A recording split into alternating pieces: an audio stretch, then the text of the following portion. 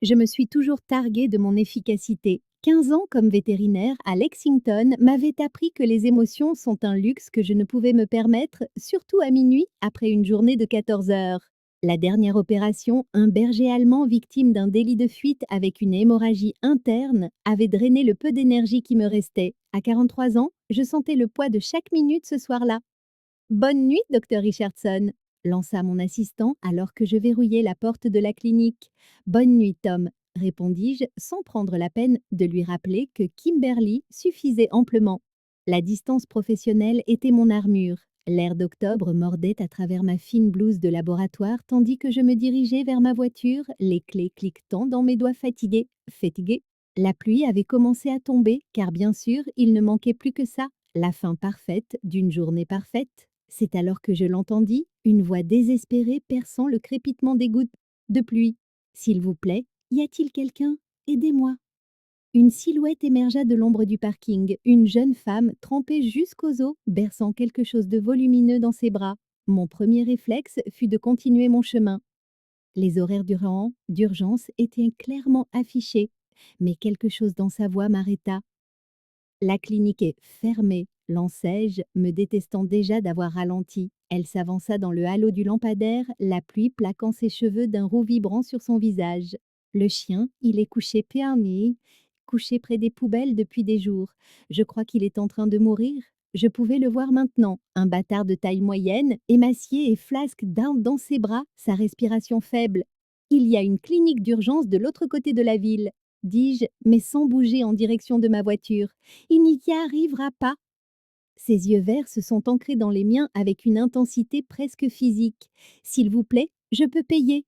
J'aurais dû dire non. J'aurais dû l'orienter vers le vétérinaire d'urgence et rentrer chez moi, retrouver mon verre de cabernet qui m'attendait. Au lieu de ça, je soupirai et me retournai vers la porte. Entrez. Alors, le soulagement sur son visage fut immédiat et déconcertant. Merci. Merci beaucoup. Je suis Ariana, au fait, Ariana Morris. Docteur Richardson, répondis-je en déverrouillant la porte et en rallumant les lumières. Posez-le sur la table d'examen. Elle déposa doucement le chien, ses mains s'attardant sur sa fourrure emmêlée. L'animal était en piteux état, déshydraté, mal nourri, avec une blessure infectée à la patte arrière. Rien que je n'ai vu 1 millier de fois.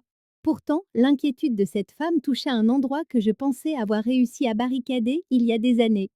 Vous faites ça souvent? Secourir les chiens errants à minuit? Demandai-je en préparant une perfusion. Seulement le mardi, répondit-elle avec une pointe de sourire. Je viens de commencer le bénévolat au refuge de la seconde chance. Je ne pouvais pas le laisser là une nuit de plus. Le bénévolat? Bien sûr. Elle avait cette allure, sérieuse, optimiste, croyant probablement qu'elle pouvait sauver chaque animal abandonné du Kentucky. Elle ne devait pas avoir plus de 27 ou 28 ans. Je me souvenais de ce genre d'énergie avant que la réalité ne l'érode pour la transformer en détermination pratique. Vous êtes cette vétérinaire, n'est-ce pas? Demanda-t-elle pendant que je travaillais. Celle qui aide parfois le refuge avec les cas difficiles? Parfois, admis-je en me concentrant sur l'insertion du cathéter. Vous êtes une sorte de légende là-bas, la faiseuse de miracles qui ne sourit jamais. Je levai les yeux à cette remarque, surprenant une lueur malicieuse dans son regard qui semblait inappropriée vu le chien mourant entre nous. Les miracles ne sont que science et synchronisation, et je souris quand il y a de quoi sourire. Je parie que vous avez un sourire magnifique, dit-elle, puis elle ajouta rapidement, la directrice du refuge espère que vous assisterez à notre réunion la semaine prochaine. Nous avons besoin d'un conseiller médical. J'administrais des antibiotiques, branchais les fluides et nettoyais la blessure tout en réfléchissant à la manière de décliner l'invitation implicite. La dernière chose dont j'avais besoin était plus de travail non rémunéré et de complications avec des bénévoles pleins d'illusions qui ne comprenaient pas les réalités du bien-être animal. Voilà, dis-je finalement en évitant complètement le sujet. Il est stabilisé, il peut rester pour la nuit. Le visage d'Ariana s'illumina comme si j'avais accompli un véritable tour de magie. Vous l'avez sauvé. Science et synchronisation, répétai-je en me lavant les mains. Et votre refus obstiné de le laisser mourir sous la pluie? Pendant un instant, debout sous la lumière crue des néons de ma clinique, quelque chose passa entre nous. Un courant de compréhension qui me fit prendre conscience, avec un certain malaise, de combien de temps s'était écoulé depuis que j'avais noué un lien avec quiconque.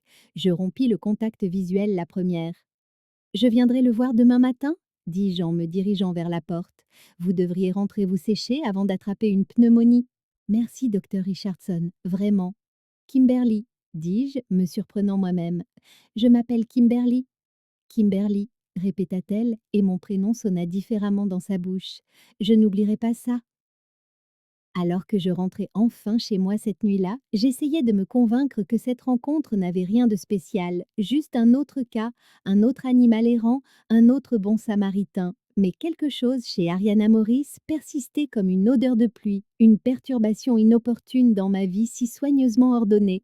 Je ne réalisais pas encore que ce n'était que le début de nombreuses perturbations à venir. Le chien errant qu'Ariana avait déjà nommé Lucky répondait bien au traitement. Je surveillais ses signes vitaux pendant qu'elle rôdait à proximité, sa présence remplissant ma salle d'examen habituellement silencieuse d'une énergie que je trouvais à la fois irritante et étrangement rafraîchissante. Sa fièvre a baissé, dis-je en retirant mon stéthoscope. Les antibiotiques s'y font effet. Alors il va s'en sortir? Son visage s'illumina de cet espoir sans phare que seule la jeunesse peut manifester. Probablement, il est résistant. Je me redressai, consciente qu'elle observait chacun de mes mouvements. Vous n'avez pas besoin de rester, vous savez, je maîtrise la situation. Elle glissa une mèche de cheveux roux derrière son oreille. Je sais, je voulais juste voir comment vous travaillez. C'est fascinant. Personne n'avait qualifié ma routine de fascinante depuis des années. Je me sentis observée et mal à l'aise. Vous n'avez pas autre chose à faire? Un travail? Des amis qui vous attendent? J'ai pris ma journée et mes amis comprennent mes priorités. Elle sourit, révélant une petite fossette sur sa joue gauche. De plus, je dois apprendre tout ce que je peux si je veux être efficace au refuge. Je ne pouvais rien objecter à un tel dévouement, même s'il envahissait mon espace. Pendant l'heure qui suivit, Ariana me bombarda de questions sur les traitements, les protocoles et les méthodes de diagnostic. Malgré moi, je fus impressionnée par sa vivacité d'esprit et son intérêt sincère. 3 jours plus tard, Lucky était suffisamment rétabli pour être transféré au refuge, et je crus bêtement que ce serait la fin de mes interactions avec Ariana Morris. J'avais tort. La réunion du refuge se tenait dans une arrière-salle exiguë qui sentait la croquette et l'eau de Javel. J'avais accepté à contre-cœur d'y assister après avoir reçu 3 courriels et un mot manuscrit livré à ma clinique. Sa persévérance seule méritait une certaine reconnaissance. Docteur Richardson, vous êtes venu. Le directeur du refuge, Dave, me serra la main avec enthousiasme. Je lui adressai un sourire crispé. Juste en observation aujourd'hui. Nous sommes honorés de bénéficier de votre expertise, dit-il, puis il baissa la voix. Ariana était certaine que vous viendriez. Cette fille a de la détermination, je dois lui reconnaître ça. Avant que je puisse répondre, le silence se fit dans la pièce alors qu'Ariana s'avançait. En jean et chemisier simple, les cheveux attachés, elle ressemblait plus à une étudiante qu'à la cadre supérieure que j'apprendrai plus tard qu'elle avait été. Mais quand elle parla, la salle l'écouta. Nous avons eu 17 nouvelles admissions rien que cette semaine, commença-t-elle d'une voix stable et claire. Nos protocoles médicaux actuels ne sont pas suffisants. Elle exposa un plan complet pour améliorer les soins vétérinaires du refuge, incluant des bilans de santé réguliers, une meilleure tenue des dossiers et un partenariat avec les cliniques locales pour les soins spécialisés. Ma clinique était spécifiquement mentionnée avec des propositions d'horaires et de structures de rémunération étonnamment bien pensées. C'est irréaliste, me surpris-je à dire quand elle eut terminé. Tous les yeux se tournèrent vers moi. Vous parlez de triple vos dépenses médicales. Ariana soutint mon regard sans ciller. Ah, avec tout le respect que je vous dois, docteur Richardson, j'ai déjà obtenu 3 nouvelles sources de financement. Les projections budgétaires sont dans votre dossier. Je feuilletai les papiers, irritée de constater que ces chiffres étaient solides. Et vous vous attendez à ce que les vétérinaires locaux donnent de leur temps pour ces procédures? Pas donné? Nous sommes taipés à ça, à payer des tarifs justes, simplement pas les prix des cliniques d'urgence pour des soins de routine. Elle pencha la tête. À moins que vous ne soyez en train de dire que sauver ces animaux ne vaut pas votre temps? Un défi, lancé avec un sourire, mais un défi tout de même. Je sentis une étincelle familière de fierté professionnelle. Je dis que les bonnes intentions ne sauvent pas les aînés, non, ne sauvent pas les animaux. Les solutions pratiques, si. La réunion se transforma en une discussion animée sur les ressources face aux besoins. Pendant tout ce temps, Ariana maintint sa position avec une confiance tranquille qui était d'une assurance aussi exaspérante que séduisante. À la fin de la réunion, je me retrouvais à accepter un partenariat d'essai uniquement pour prouver qu'elle avait raison ou que j'avais raison. 2 semaines pas plus tard, nous fîmes face à notre premier vrai test ensemble, une chienne gestante du refuge nécessitant une césarienne d'urgence. Le personnel du refuge l'avait amenée à ma clinique après des heures d'ouverture, mais c'est Ariana qui resta pour m'assister. Vous avez déjà fait ça? Demandai-je, sceptique alors qu'elle enfilait ses gants. Assister à une chirurgie? Non, mais j'apprends vite. Elle ne mentait pas. Tout au long de l'intense procédure, Ariana suivit mes instructions avec précision, ses mains stables, sa concentration absolue. La lumière du plafonnier accrochait ses cheveux alors qu'elle se penchait en avant, le transformant en cuivre liquide. Des perles de sueur apparurent sur son front alors qu'elle m'aidait à récupérer le dernier chiot, ses yeux verts intenses de concentration. C'est le dernier, dis-je en commençant à suturer. 6 chiots en bonne santé. Ils sont parfaits, murmura-t-elle en aidant à les déplacer vers la couveuse. À ce moment-là, quelque chose changea entre nous. Le triomphe partagé de sauver des vies, l'intimité de travailler en parfaite synchronisation. Je sentis une barrière dangereuse se dissoudre. Plus tard, en nettoyant, nos mains s'effleurèrent en attrapant le même instrument. Le contact envoya une décharge électrique le long de mon bras et nos regards se croisèrent par-dessus nos masques chirurgicaux. L'espace d'un instant, le souffle coupé, j'imaginais me pencher en avant, combler la petite distance qui nous séparait. Au lieu de cela, je fis un pas en arrière, rompant le charme. Vous avez bien travaillé ce soir, dis-je, gardant une voix professionnelle. Le refuge a de la chance de vous avoir. Et hey, et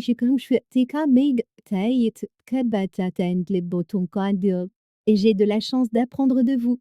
Ses yeux se plissèrent au-dessus de son masque, suggérant un sourire. Bien que je pense que vous commencez à m'apprécier un peu maintenant. N'insistez pas, Maurice, répliquai-je, mais sans pouvoir empêcher mon propre sourire de se former. Alors qu'elle partait cette nuit-là, je réalisais avec une alarme non négligeable qu'Ariana Maurice devenait dangereusement importante pour moi et qu'aucune limite professionnelle au monde ne pourrait me protéger de ce qui s'annonçait. Un café? La question flotta entre nous dans l'air vif du matin devant ma clinique. Ariana se tenait là, tenant 2 gobelets en carton, son souffle visible en petits nuages. Cela faisait 3 semaines de collaboration professionnelle, de cas du refuge, de demandes humiliantes, de financement conjointe, de sessions de formation pour les bénévoles. J'ai des patients dans 30 minutes, dis-je en attrapant la poignée de la porte de la clinique. C'est juste un café, Kimberly. L'utilisation désinvolte de mon prénom me semblait encore présomptueuse. 20 minutes. Il y a un banc dans le parc de l'autre côté de la rue? J'aurais dû refuser. Un café en dehors des heures d'air de travail avait des implications. Mais il y avait quelque chose dans sa franchise qui rendait le refus mesquin. D'accord. 20 minutes. Le parc était calme, pris dans cet étrange entre-deux entre l'automne et l'hiver. Nous nous sommes assises sur un banc froid, le café réchauffant mes mains à travers mes gants. Est-ce une embuscade au sujet du budget médical du refuge? Demandai-je en prenant qu'une gorgée. Elle rit d'un rire sincère. Tout n'est pas une question de travail. Parfois, un café, c'est juste un café. D'après mon expérience, rien n'est jamais juste quelque chose.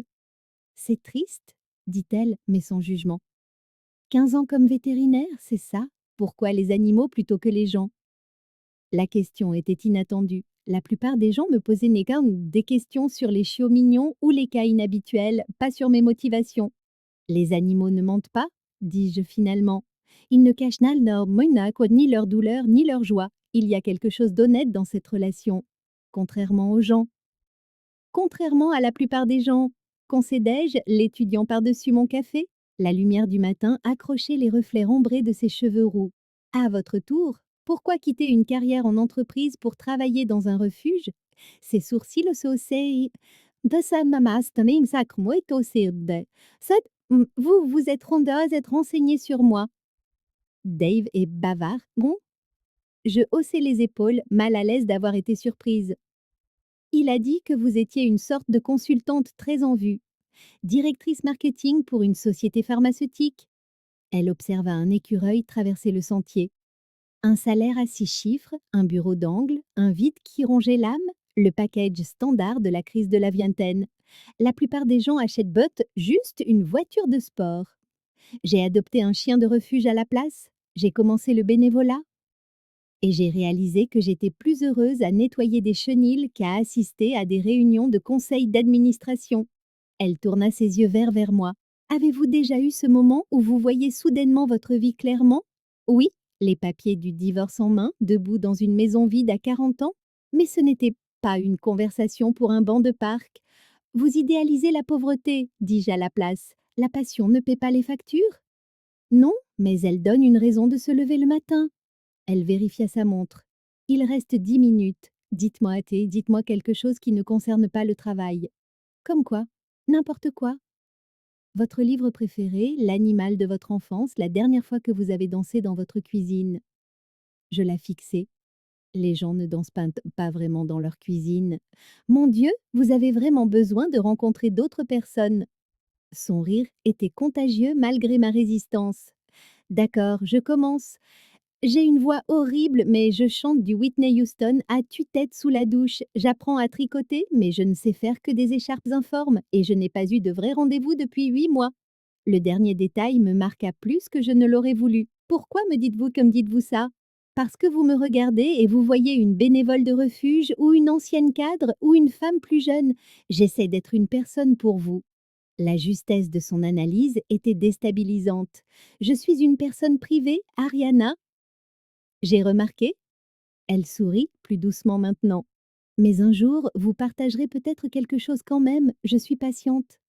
L'implication qu'il y aurait d'autres cafés, d'autres conversations, flottait entre nous. Plus troublant encore était de réaliser que l'idée ne me déplaisait pas. J'ai une fille à l'université, offris-je. Elle étudie la biologie marine en Californie. Le visage d'Ariana s'illumina de cette petite confidence. Ça lui plaît? On dirait. Nous nous parlons une fois par semaine. J'hésitais. Mon ex-mari s'est remarié l'année dernière. Une femme plus jeune, très cliché. C'est leur perte, dit-elle simplement, et l'absence de pitié fut un soulagement. Nous avons fini notre café dans un silence qui semblait moins gênant qu'auparavant. En retournant vers la clinique, notre rythme s'accorda naturellement. Je me surpris à remarquer des détails que je n'aurais pas dû. Comment elle marchait avec tout son corps engagé, comment son écharpe était assortie à ses yeux. Merci pour le café, dis-je en arrivant à ma porte, me sentant étrangement formelle. Vous voyez, le monde ne s'est pas arrêté parce que vous avez pris 20 minutes de pause. Je cherchais mes clés, les faisant tomber légèrement. Ariana tendit la main, sa main effleura la mienne en les stabilisant. Le contact fut bref mais électrique, ses doigts chauds contre ma peau froide. Je me reculai trop vite, les clés cliquetant. Je devrais rentrer, dis-je, détestant mon ton troublé. Quelque chose vacilla dans son expression. De la déception, peut-être de la compréhension. Bien sûr. J'ai des tâches au refuge, de toute façon. Alors qu'elle se tournait pour partir, je me surpris. Ariana? Elle se retourna, les sourcils haussés en question. Bac, dis-je. J'écoute du bac quand je cuisine. Pas exactement de la danse, mais. Son sourire valait bien cette petite confession. Des progrès, docteur Richardson. Des progrès certains. En la regardant s'éloigner, je sentis un étrange remous dans mon estomac qui n'avait rien à voir avec le café. 15 ans de détachement professionnel se révélaient inutiles face à l'amitié déterminée d'Ariana Morris ou quoi que ce soit que cela devenait. J'étais au bord de quelque chose de dangereux et la partie rationnelle de mon cerveau hurlait de reculer. Mais en entrant dans ma clinique, je ne pus m'empêcher de me demander quand nos chemins se croiseraient à nouveau et pire encore, d'espérer que ce soit bientôt. L'automne à Lexington peignait la ville de nuances d'ambre et de cramoisie. La collecte de fonds du refuge animalier transforma le centre communautaire local en un rassemblement sur le thème de la récolte, avec des tables de vente aux enchères silencieuses et des animaux adoptables portant de ridicules bandanas. Je n'avais pas prévu d'y assister, mais un message de Dave concernant une potentielle urgence médicale avec l'un des animaux exposés m'avait attiré. L'urgence C se révéla n'être rien de plus qu'un chat nerveux avec des maux d'estomac. Alors que je me redressais après avoir examiné l'animal, j'aperçus Ariana de l'autre côté de la pièce, en pleine conversation avec un donateur. Elle portait une simple robe émeraude assortie à ses yeux, ses cheveux relevés révélant la ligne gracieuse de son cou. Nos rendez-vous café étaient devenus hebdomadaires, bien que je maintienne toujours qu'il s'agissait de consultations professionnelles. Crise évitée? Demanda Dave, apparaissant à mon coude avec un verre de vin. Juste le trac et un nouvel environnement, dis-je en acceptant le verre. Vous auriez pu vous en occuper? Peut-être. Il sourit. Mais alors, notre bénévole vedette n'aurait pas pu vous montrer le don qu'elle a obtenu. Avant que je puisse demander ce qu'il voulait dire, Ariana se dirigeait vers nous, son visage s'illuminant en me voyant. Vous êtes venu? Dit-elle en nous rejoignant. Je pensais que vous détestiez les collectes de fonds. Urgence médicale, expliquai-je, me sentant étrangement prise en défaut, bien que votre chat ait juste le trac. Mon chat? Le calicot dans le coin? Dave a dit que vous étiez inquiète. Dave devint soudainement très intéressé par quelque chose de l'autre côté de la pièce. Oh, regardez, des donateurs potentiels, excusez-moi. Alors qu'il s'échappait, la compréhension se fit sur le visage d'Ariana. Il n'y avait pas d'urgence, n'est-ce pas? Apparemment pas. Je pris une gorgée de vin pour cacher mon embarras. Il n'est pas très subtil? Moi non plus, dit-elle, sa franchise me prenant au dépourvu. Je suis contente que vous soyez là, urgence ou pas. La façon dont elle me regardait, comme si j'étais quelque chose de précieux plutôt que de difficile, me serra la poitrine. Pour me distraire, je fis un geste vers le donateur avec qui elle avait parlé. Dave a mentionné quelque chose à propos d'un don? Son visage s'illumina. La Fondation Henderson, ils ont accepté de financer la rénovation de notre aile médicale avec des salles d'isolement, un éclairage chirurgical adéquat et des chenilles de récupération. C'est impressionnant, admis-je, sincèrement surprise. Ces subventions sont presque impossibles à obtenir. J'ai peut-être mentionné notre partenariat avec la vétérinaire la plus respectée de Lexington. Son sourire devint penaud. Et j'ai promis que vous consulteriez sur la conception. Vous avez offert mon temps sans me le demander? Je vous le demande maintenant. Elle fit un pas prudent vers moi. S'il vous plaît? Cela signifierait tout pour le refuge, pour moi. La partie rationnelle de moi voulait maintenir des limites, garder notre relation strictement professionnelle, mais ses yeux verts furent ma perte, ma perte. D'accord, font tout, mais je facture à l'heure. Bien noté. Un large sourire illumina son visage, puis elle hésita. Il y a autre chose que je voulais vous demander. Quelle que fût sa question, je fus sauvée par l'annonce du début du défilé d'adoption. Pendant l'heure qui suivit, je regardais Ariana présenter chaque animal à la foule, partageant leurs histoires avec une émotion si sincère que même moi, j'en fus touchée. À la fin de l'événement, chaque animal présenté avait reçu des demandes d'adoption, un record pour le refuge. Plus tard, alors que l'agitation retombait, Ariana me trouva en train de l'aider et à ranger le matériel médical. Alors, à propos de se passer en entreprise, dis-je en enroulant soigneusement un stéthoscope, il semble que vous ayez omis la partie où vous étiez une sorte de génie du marketing. Elle en haussa les épaules en pliant un présentoir en carton. Ce n'est pas sorcier, les gens sont sensibles aux histoires authentiques. C'est ce que vous faisiez? Raconter des histoires authentiques sur des produits pharmaceutiques? Une ombre passa sur son visage. Je racontais les histoires nées pour lesquelles on me payait. C'est pour ça que je suis partie. La vulnérabilité dans sa voix me fit marquer une pause. Que s'est-il passé? Elle resta silencieuse un long moment. Notre entreprise a lancé un médicament dont les résultats des essais cliniques étaient discutables. Rien d'illégal, mais éthiquement douteux. Quand j'ai soulevé des inquiétudes, on m'a dit de rester à ma place. Son sourire baisse était crispé. Il s'est avéré que ma voix menait tout droit à la sortie. Vous avez démissionné par principe? Choquant, je sais. Elle plia méticuleusement une nappe, une carriériste qui abandonne un salaire à 6 chiffres pour ramasser des litières. Je l'observais, voyant au-delà de sa façade de bénévole enjouée pour peut-être la première fois. Il a fallu du courage ou de la stupidité? Elle leva les yeux, son expression incertaine. Mes parents penchaient clairement pour la seconde option. Un appel d'urgence de l'un de mes clients réguliers m'interrompit avant que je ne puisse répondre. Un cheval souffrant de coliques nécessitait une attention immédiate, tandis que je me préparais à partir. Ariana m'aida à rassembler mes affaires. Je dois y aller, dis-je en vérifiant l'adresse de la ferme sur mon téléphone. Bien sûr, la vie et la mort n'attendent aucune collecte de fonds. Dehors, sur le parking, le vent d'octobre nous cinglait. J'hésitais près de ma voiture, sentant que quelque chose d'important n'avait pas été dit. À propos de cette consultation de design, commençai-je. Ce n'est pas grave si vous avez changé d'avis, dit-elle rapidement. Non, c'est juste que je peinais à articuler des pensées que je comprenais à peine moi-même. Vous n'êtes pas celle que j'imaginais, Ariana? Ses lèvres s'incurvèrent en un demi-sourire.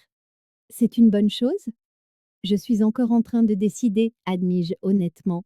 L'urgence équine se transforma en une longue nuit d'intervention où tout pouvait basculer. Quand j'eus fini, vers 3 heures du matin, j'étais épuisée jusqu'à la moelle. Alors que je rangeais mon équipement, mon téléphone sonna, affichant un SMS. J'espère que le cheval s'en est sorti. Café demain? Ah, debout dans l'étable froide, entourée de l'odeur du foin et de l'antiseptique, je sentis quelque chose de chaud se déployer dans ma poitrine. Je répondis un simple oui avant d'avoir le temps de trop réfléchir. Sur le chemin du retour, je réalisais avec une clarté troublante que ce qui avait commencé comme un respect professionnel évoluait vers quelque chose de bien plus complexe. Ariana Morris, avec ses principes, sa passion et son intérêt inébranlable pour moi, devenait une complication que je ne pouvais pas me permettre et que, de plus en plus, je ne voulais plus éviter. Novembre arriva avec ses vents mordants et ses jours plus courts. Je me retrouvais au refuge au moins 3 fois par semaine, officiellement pour superviser les cas médicaux. Mais si j'étais honnête avec moi-même, ce qui était rare ces derniers temps, c'était la présence d'Ariana qui m'attirait sans cesse. Nous avions pris une routine confortable, faite de responsabilités partagées et de plaisanteries légères. Le personnel du refuge avait commencé à nous lancer des regards entendus que j'ignorais délibérément. Aujourd'hui, nous examinions les plans de la nouvelle aile médicale, penchés ensemble sur les bleus étalés sur mon bureau à la clinique après la fermeture.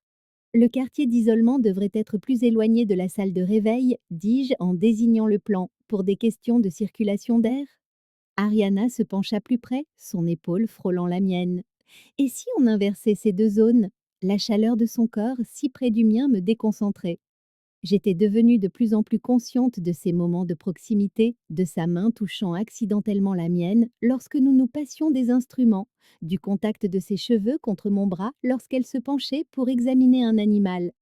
Ça pourrait marcher, concédai-je en me décalant légèrement pour créer de la distance. Elle le remarqua, elle remarquait toujours tout, mais ne fit aucun commentaire. Au lieu de cela, elle se redressa et s'étira, ses cheveux blonds captant la lumière du bureau comme de l'or filé. 5 ans? Dis-je soudainement. Hum? Elle me regarda, la confusion se lisant sur son visage. Tu m'as posé la question un jour sur mon divorce, c'était il y a 5 ans. Ses yeux s'écarquillèrent légèrement devant cette confidence inattendue. Nous avions partagé des histoires professionnelles, des anecdotes du refuge, même quelques souvenirs d'enfance autour d'un café, mais j'avais gardé ma vie personnelle sous bonne garde. Que s'est-il passé? Demanda-t-elle doucement. Je me concentrai sur les plans, évitant son regard. L'histoire classique. Nous nous sommes éloignés. Nous voulions des choses différentes. Je fis une pause. Il voulait quelqu'un qui fasse passer le foyer avant la carrière, quelqu'un de plus jeune. C'était un idiot, dit-elle avec une telle conviction que je levai les yeux, surprise. C'était mutuel, précisai-je. Je n'étais pas vraiment présente dans notre mariage, trop concentrée sur la construction de ma clinique. Tu le regrettes? Le divorce? Je réfléchis attentivement. Je regrette d'avoir blessé quelqu'un que j'ai aimé un jour, mais non, je ne regrette pas le résultat. Je la regardai droit dans les yeux. À ton tour. Pourquoi es-tu célibataire? Quelqu'un avec tes qualités ne manque généralement pas de compagnie. Elle sourit, semblant flattée par ce compliment maladroit.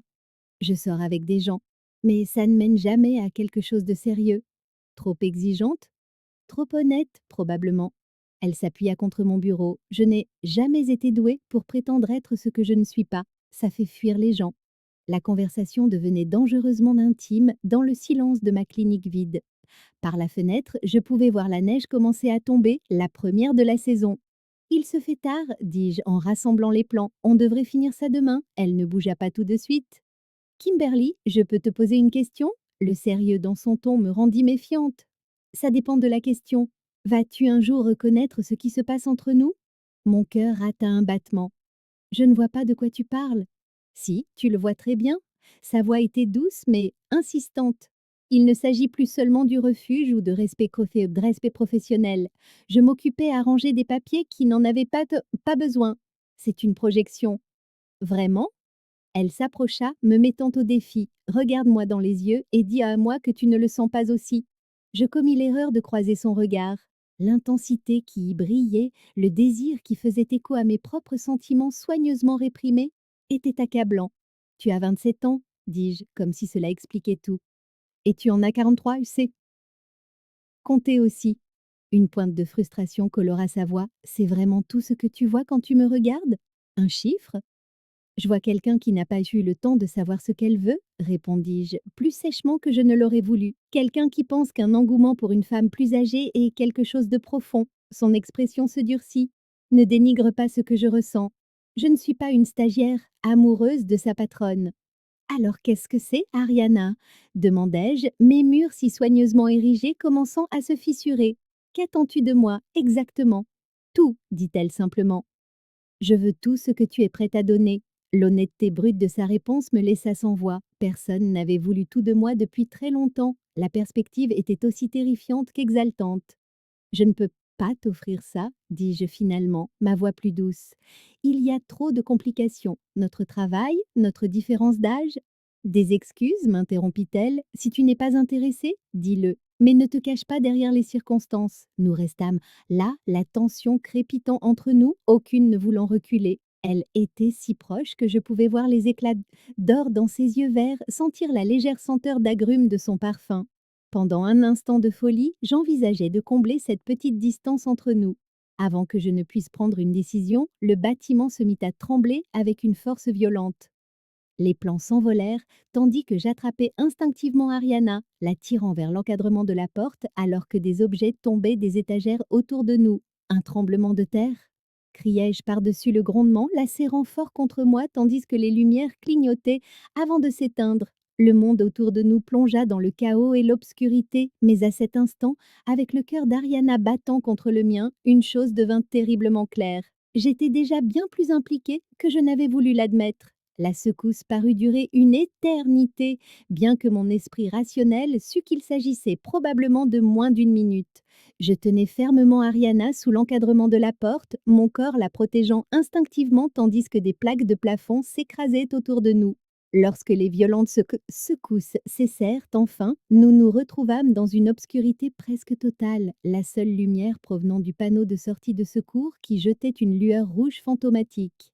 Tu es blessée? Demandai-je en la relâchant à contre-cœur, mais en gardant une main sur son bras. Je ne crois pas. Sa voix était tremblante mais maîtrisée. Et toi? Ça va? Je cherchais mon téléphone à tâtons. L'écran illumina son visage, les cheveux blonds couverts de poussière, les yeux grands ouverts mais concentrés.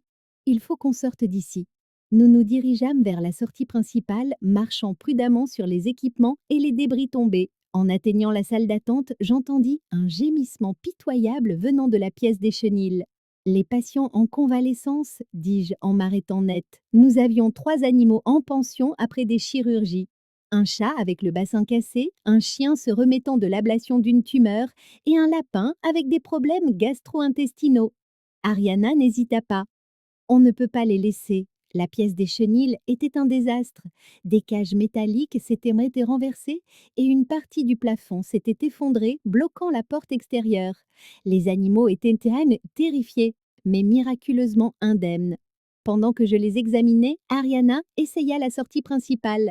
Elle est coincée, cria-t-elle en poussant contre la porte. Quelque chose la bloque de l'extérieur. Je la rejoignis, pesant de tout mon poids contre la porte. Elle ne bougea pas d'un centimètre. L'entrée de derrière? Ça vaut le coup d'essayer. Nous rassemblâmes les animaux, Ariana berçant le lapin tandis que je m'occupais des cages du chat et du chien et nous nous frayâmes un chemin à travers la clinique obscure. L'espoir mourut lorsque nous trouvâmes le couloir arrière complètement bloqué par des débris de plafond et des étagères. Merde, marmonnai-je en posant les cages. Nous sommes piégés. Quelqu'un viendra nous chercher, dit Ariana avec plus de confiance que je n'en ressentais. Toute la ville doit savoir qu'il y a eu un tremblement de terre. J'essayais mon téléphone. Pas de réseau, le tien? Elle vérifia.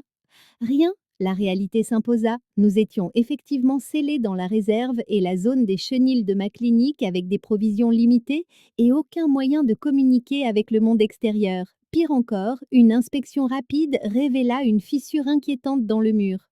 On ne devrait pas trop se déplacer, dis-je en regardant les dégâts structurels. Il pourrait y avoir des répliques. Ariana hocha la tête, posant la cage du lapin dans ce qui semblait n'être le coin le plus sûr.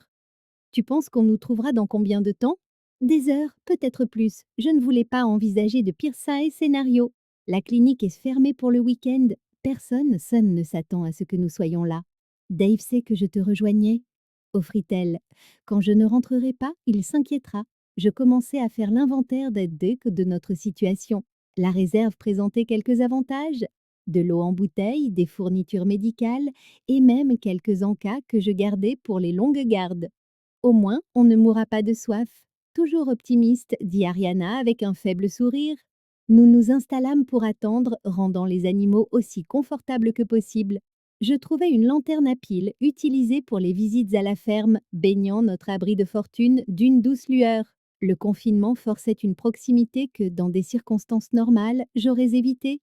Les heures passèrent, ponctuées de tentatives périodiques pour appeler à l'aide ou trouver une issue.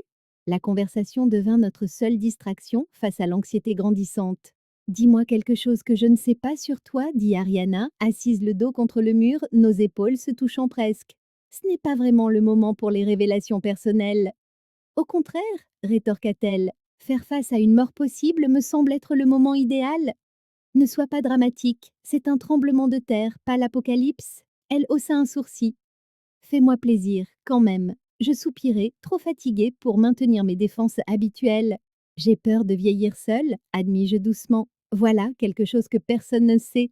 Elle se tourna vers moi, surprise par ma franchise. Pourquoi serais-tu seule? Tu es brillante, accomplie, sans parler du fait que tu es magnifique. Le compliment me mit mal à l'aise. Je ne suis pas quelqu'un de facile à aimer, Ariana. Je travaille trop. J'ai mes habitudes et je ne fais pas facilement de la place aux autres. Tu m'as fait une place, dit-elle doucement. Je ne pouvais pas le nier. D'une manière ou d'une autre, cette femme persistante et passionnée s'était taillé un espace dans ma vie soigneusement ordonné.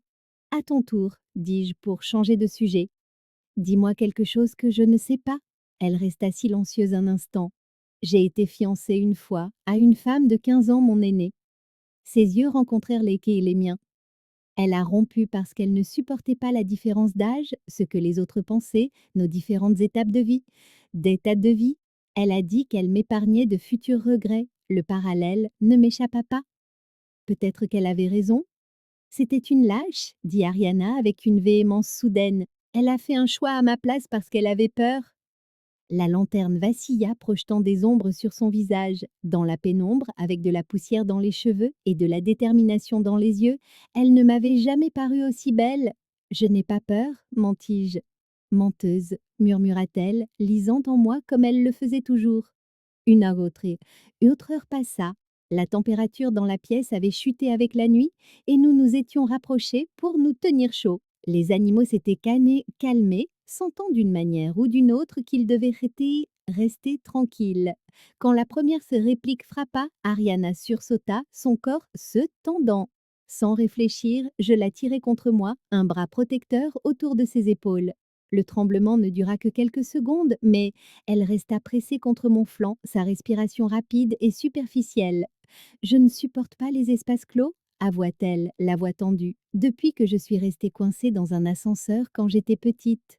Concentre-toi sur ma voix, dis-je en parlant doucement près de son oreille. Tu es en sécurité, je te tiens. Je sentis sa panique s'apaiser lentement, sa respiration revenant progressivement à la normale, mais elle ne s'écarta pas et je ne la lâcherai pas. Au lieu de cela, mes doigts se mirent à caresser doucement ses cheveux, un geste intime que je ne semblais pas pouvoir arrêter. Kimberly, murmura-t-elle en inclinant son visage vers le mien. À la lueur de la lanterne, ses yeux posaient une question à laquelle j'étais enfin prête à répondre. La distance entre nous disparut lorsque mes lèvres trouvèrent les siennes dans l'obscurité. Le baiser fut d'abord doux, hésitant, mais s'approfondit rapidement, chargé de moi de désirs réprimés. Ses mains se posèrent sur mon visage tandis que mes bras se resserraient autour d'elle, l'attirant plus près jusqu'à ce que je puisse sentir son cœur battre contre le mien. Quand nous nous séparâmes enfin, à bout de souffle, je sus qu'il n'y avait pas de retour possible à la distance professionnelle ou aux limites non, aux limites prudentes. Quoi qu'il arrive quand nous sortirions d'ici, si nous sortions, tout avait changé. Nous fûmes secourus 30 heures après le tremblement de terre. Le son des voix et des machines à l'extérieur des murs de la clinique n'avait jamais été aussi bienvenu. Lorsque l'équipe de secours finit par percer les débris qui bloquaient l'entrée principale, Ariana et moi émergeâmes, débraillés et épuisés, mais vivantes. Les 3 animaux sortirent avec nous, leur cage de fermement tenue dans nos mains sales. Docteur Richardson, vous allez bien? Un secouriste se précipita vers moi, mais mon attention fut captée par les flashs des appareils photo à proximité. Les nouvelles locales étaient arrivées pour documenter le sauvetage spectaculaire. Nous allons bien, dis-je en clignant des yeux sous la lumière crue du jour. Juste déshydratés. Ce que je ne dis pas, c'est comment ces 30 heures avaient tout changé, comment dans l'obscurité nous avions partagé des secrets et des peurs que je n'avais jamais confiées à personne, comment la tête d'Ariana avait reposé sur mon épaule pendant qu'elle dormait enfin, mes doigts toujours emmêlés dans ses cheveux, comment j'avais observé son visage à la faible lueur de la lanterne et réalisé que j'étais en train de tomber amoureuse d'elle. Les secouristes insistèrent pour nous examiner dans l'ambulance. Pendant qu'ils prenaient ma tension, je regardais Ariana faire une brève déclaration à un journaliste, sa main ne lâchant jamais la cage du lapin. Même couverte de poussière, elle était douce et beau. Elle était radieuse. Vous avez eu de la chance pour toutes les deux, commenta le secouriste. Le bâtiment d'à côté s'est complètement effondré. De la chance. Oui, je supposais que nous en avions eu, à plus d'un titre. Il voulait nous emmener à l'hôpital pour observation, mais je refusai. Après avoir promis de consulter si des symptômes apparaissaient, nous fûmes autorisés à partir. Dave surgit de la foule, se précipitant vers Ariana avec un soulagement visible. Dieu merci, dit-il en la serrant fort dans ses bras. Quand tu n'es pas rentrée, et puis le tremblement de terre. Je vais bien, l'assura-t-elle, puis elle me regarda. Nous allons bien toutes les deux. Ma maison est plus proche, proposai-je, me surprenant moi-même. Tu peux te laver là-bas avant de rentrer chez toi. Le trajet jusqu'à chez moi fut silencieux, chacune de nous assimilant ce qui s'était passé, à la fois le séisme et le changement dans notre relation. Ma maison, heureusement, n'avait subi que des dommages de mineurs. Quelques cadres tombés, une fenêtre fissurée. Tu peux prendre une douche la première, dis-je en la faisant entrer. Je vais te trouver des vêtements propres. Pendant qu'Ariana se douchait, je vérifiais mon téléphone qui fonctionnait à nouveau. 27 appels manqués, la plupart de ma fille, Sarah, folle d'inquiétude. Maman, sa voix se brisa quand je la rappelais. J'ai cru que... Quand je n'arrivais pas à te joindre. Je vais bien, ma chérie, la rassurai-je. Juste coincée un moment. Pas de blessure? Je rentre à la maison, annonça-t-elle. J'ai déjà réservé un vol? Ce n'est pas nécessaire. Je serai là demain après-midi, m'interrompit-elle d'un ton qui n'admettait aucune discussion. Tu as été portée disparue pendant plus d'une journée, maman. Après avoir raccroché, je me retrouvai assise sur le bord de mon lit, soudainement submergée. L'adrénaline qui m'avait soutenue s'estompait, laissant place à une fatigue profonde. Tout va bien? Ariana se tenait dans l'embrasure de la porte, les cheveux mouillés par la douche, portant mon vieux sweatshirt de l'université de Lexington qui lui tombait à mi-cuisse. Ma fille arrive par avion demain, dis-je. Elle était inquiète. Ariana s'assit à côté de moi sur le lit, ses cheveux humides frôlant mon bras. Bien sûr qu'elle l'était. L'intimité que nous avions trouvée dans l'obscurité semblait plus compliquée à la lumière du jour de ma chambre. Je me levai brusquement. Je devrais aussi prendre une douche. Sous l'eau chaude, j'essayais de réfléchir clairement. Ce qui s'était passé entre nous avait été intense, oui, mais né de la peur et de l'intimité unique d'une crise partagée. Maintenant que nous étions en sécurité, la réalité et son cortège de complications nous rattrapèrent. Notre différence d'âge, nos enchevêtrements professionnels, l'arrivée imminente de ma fille. Quand j'émergeais, vêtue de propre, je trouvais Ariana dans ma cuisine. Elle préparait le thé avec l'aisance de quelqu'un qui était ici chez elle. Il faut qu'on parle de ce qui s'est passé, dis-je. Elle me tendit une tasse. Je sais ce que tu vas dire. Ah oui? Que c'était une situation chargée d'émotions, qu'on s'est laissé emporter par le moment. Ses yeux verts croisèrent les miens sans ciller. que ça ne devrait pas se reproduire. Sa perspicacité était déconcertante, ça compliquerait les choses. Les choses sont déjà compliquées, Kimberly. Elle posa sa tasse. La vraie question, c'est de savoir si elles en valent ça et elles en valent la peine. Avant que je puisse répondre, mon téléphone sonna. L'entrepreneur que j'avais appelé pour sécuriser la clinique. La réalité s'imposa sous la forme d'évaluation de dégâts et de déclaration de sinistres. Le temps que je termine l'appel, Ariana avait commandé un VTC pour rentrer chez elle. Tu n'es pas obligée de partir, dis-je en la raccompagnant à la porte. Je crois que si, Guy. Elle s'arrêta sur le seuil. Pour notre bien, à toutes les deux. Je voulais la là, je pouvais la retenir, lui demander de rester, mais les mots restaient bêtes et bloqués dans ma gorge. À la place, je la regardais s'éloigner, avec le sentiment cuisant de commettre une terrible erreur.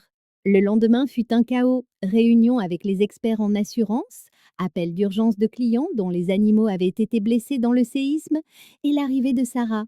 Ma fille n'eut besoin que d'un regard sur mon visage pour deviner que quelque chose, au-delà du tremblement de terre, me tourmentait. Qu'est-ce que tu ne me dis pas demanda-t-elle pendant le dîner. Rien d'important, mentis-je en poussant la nourriture dans mon assiette. Maman. Son ton ressemblait tellement au mien qu'il m'arracha un rire. Je connais ce regard, il s'est passé quelque chose. Peut-être était-ce l'épuisement ou le besoin de me confier, mais je me retrouvais à lui parler d'Ariana. Comment nous nous étions rencontrés, avions travaillé ensemble, avions été piégés, et comment je l'avais repoussée ensuite. Sarah écouta sans m'interrompre, l'air pensif. Quand j'eus fini, elle demanda simplement « Est-ce que tu l'aimes ?» Ce n'est pas si simple, protestai-je. En fait, si. Elle tendit la main par-dessus la table pour prendre la mienne. Est-ce qu'elle te rend heureuse? La question me transperça le cœur. Oui, admis-je à voix basse. Alors qu'est-ce que tu fais ici avec moi au lieu de le lui dire? Elle a ton âge, Sarah. Il y a des considérations pratiques. Arrête de te cacher derrière des excuses. La franchise de ma fille me rappela douloureusement celle d'Ariana. Je ne t'ai jamais vue comme ça pour personne, même pas pour papa. La remarque flotta entre nous, d'une vérité indéniable. Après que Sarah fut allée se coucher, je restai seule dans mon salon, face à la prise de conscience que je faisais exactement ce dont Ariana m'avait accusée, laisser la peur dicter mes choix. L'hiver s'abattit sur Lexington avec une férocité inhabituelle cette année-là. Le séisme avait laissé sa marque sur la ville, des bâtiments endommagés, des vies bouleversées, des cicatrices visibles et invisibles. Dans les semaines qui suivirent notre sauvetage, je me jetai à corps perdu dans la reconstruction de ma clinique, prenant en charge les cas d'urgence d'autres vétérinaires dont les installations avaient été plus sévèrement touchées.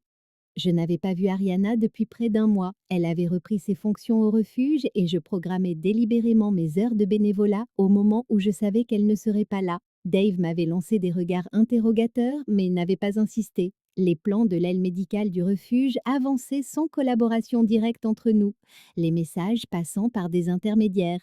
C'est ridicule, m'avait dit Sarah avant de repartir pour la Californie.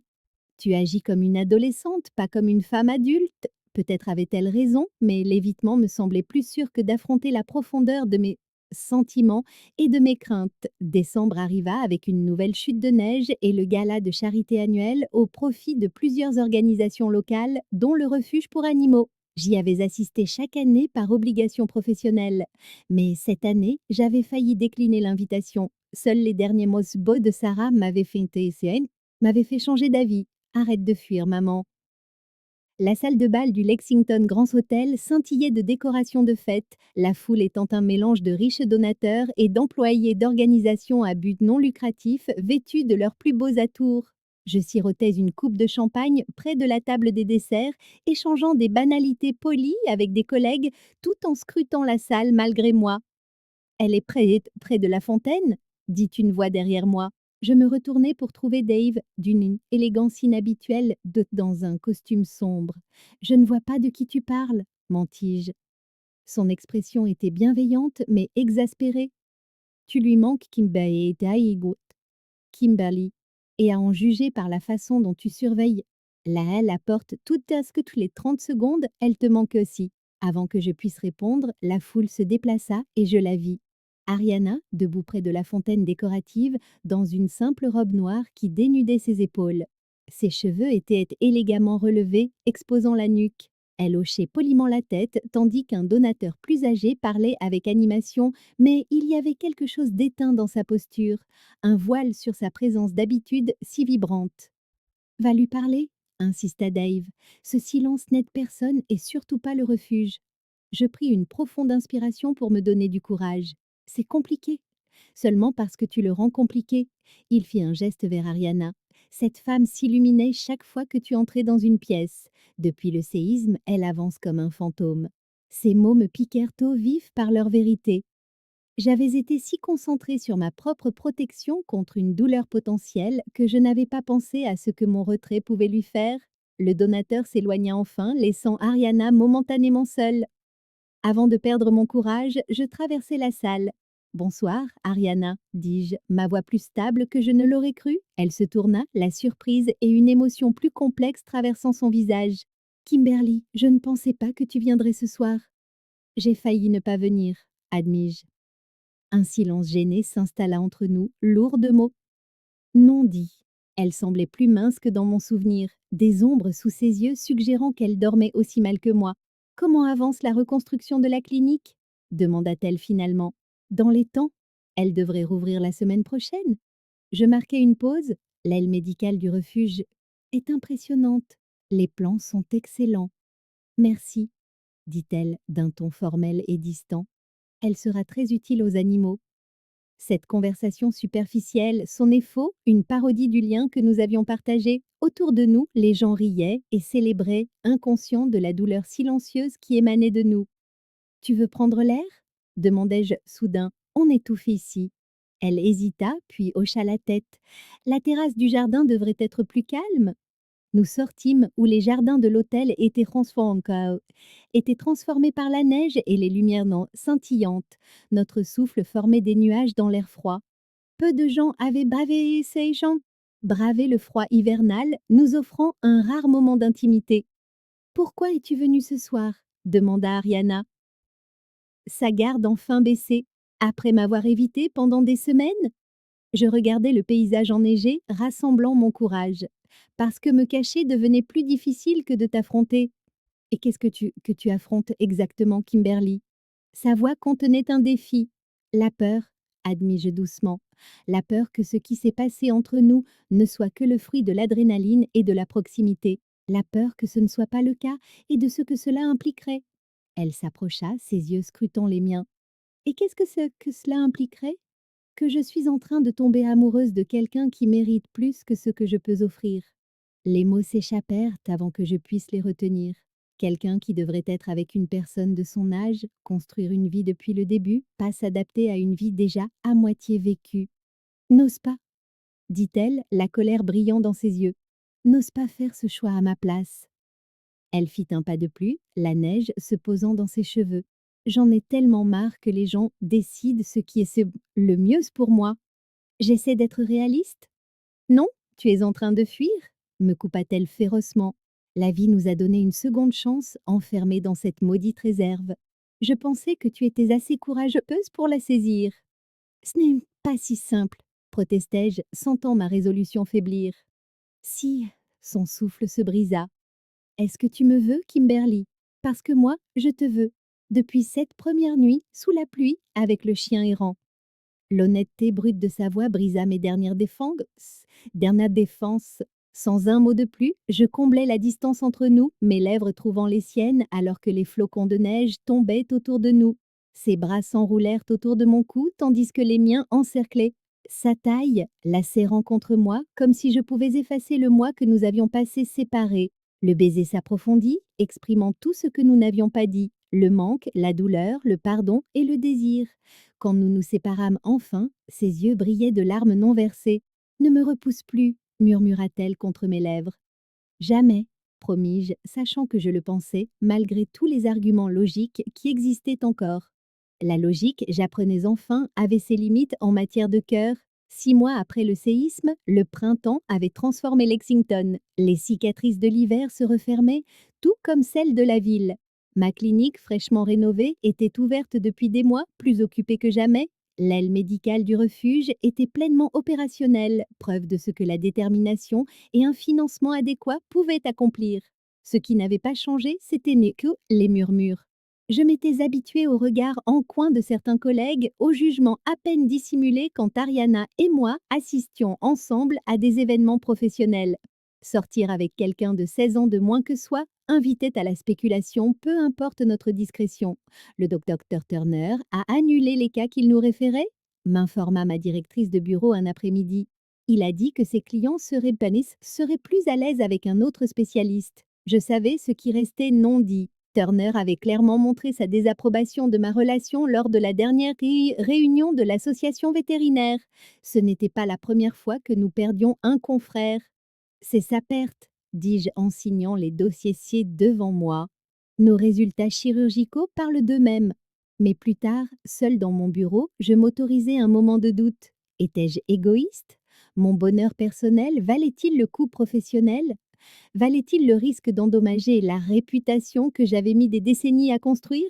Mon téléphone vibra, un message d'Ariana. Dîner à 19 heures, le vol de Sarah atterrit à 18 heures.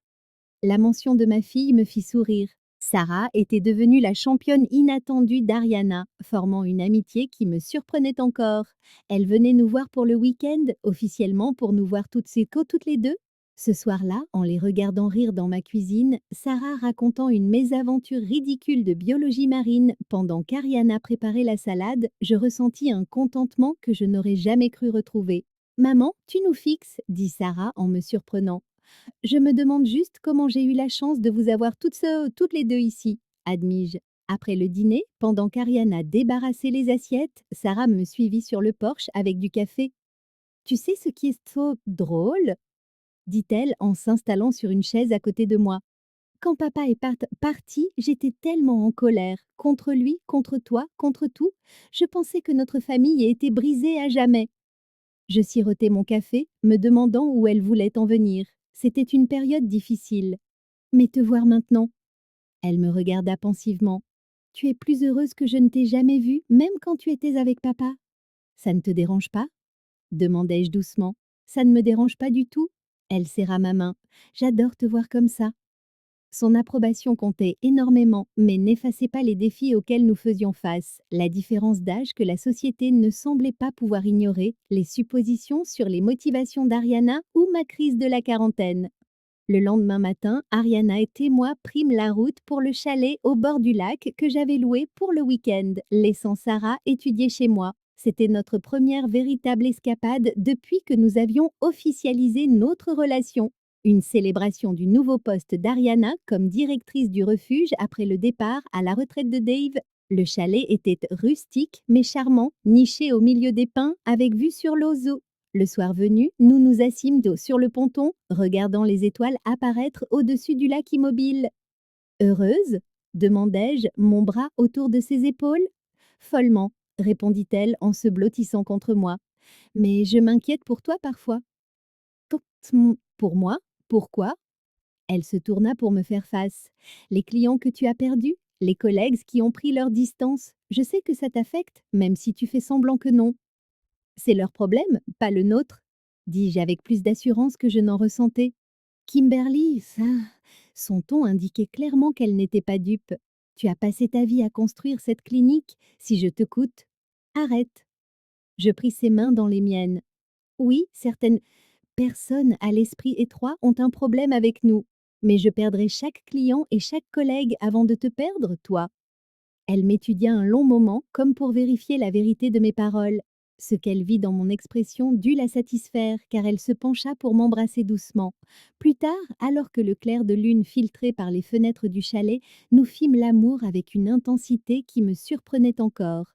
Tantôt tendre, tantôt farouche, une expression physique de ce qui avait grandi entre nous depuis ce premier baiser désespéré dans l'obscurité de la clinique. Ensuite, allongée dans les draps emmêlés, je traçai les contours de son visage avec des doigts respectueux. Emménage avec moi, dis-je soudainement. Elle se redressa sur un coude, scrutant mon visage. Tu es sûre? C'est une grande étape. Je n'ai jamais été aussi sûre de quoi que ce soit. Je lui souris. Mais je dois te prévenir, on dit que je suis difficile à vivre. Quelle nouvelle choquante. taquina-t-elle, ses yeux brillants de bonheur. Je ne l'aurais jamais deviné. Sous les étoiles visibles à travers le velu, je saisis la petite boîte que j'avais cachée dans mon sac de voyage, pas encore tout à fait prête à l'ouvrir, mais réconfortée par sa présence. Peut-être que d'ici la fin de l'été, je trouverai le courage de poser la question suivante, celle qui parle d'éternité. Pour l'instant, cependant, cela suffisait. La tête d'Ariana sur ma poitrine, nos respirations synchronisées, la certitude que nous avions affronté tous les obstacles et que nous nous étions choisis malgré tout. L'âge n'était qu'un chiffre, l'opinion publique qu'un bruit de fond. Ce qui comptait, c'était la femme dans mes bras et la vie que nous construisions ensemble. Improbable, exigeante et plus belle que tout ce que j'aurais pu imaginer cette nuit pluvieuse où un chien errant l'a mise sur ma route.